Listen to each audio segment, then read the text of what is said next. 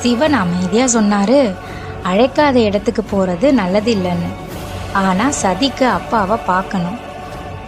அவ மக இல்லையா, அதனால ஆசை தாங்க முடியாம சதி தனியா யாகத்துக்கு போனான். யாகத்துக்கு போன சதி அங்க நடந்ததை பார்த்து அதிர்ச்சி அடைஞ்சா. அவ அப்பா தக்ஷன் அங்க எல்லார்கிட்டையும் சிவனை அவமதிச்சு பேசினாரு.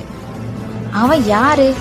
சாம்பலை பூசிக்கிட்டு இருக்கான், சுடுகாட்டுல சுத்திக்கிட்டு இருக்கான், பிணங்களுக்கு நடுவுல வாழ்ந்துட்டு இருக்கான், அவனுக்கு என்னைக்கும் என் இடத்துக்கு அனுமதியே கிடையாது அப்படின்லாம் பேச ஆரம்பிச்சிட்டாரு.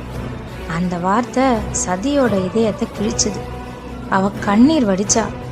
என் கணவனை அனுமதிக்கிற இடத்துல என்னால் உயிரோடு இருக்க முடியாதுன்னு அந்த நிமிஷம் அவ யாக குண்டத்துல தன்னை தானே அர்ப்பணிச்சுக்கிட்டா.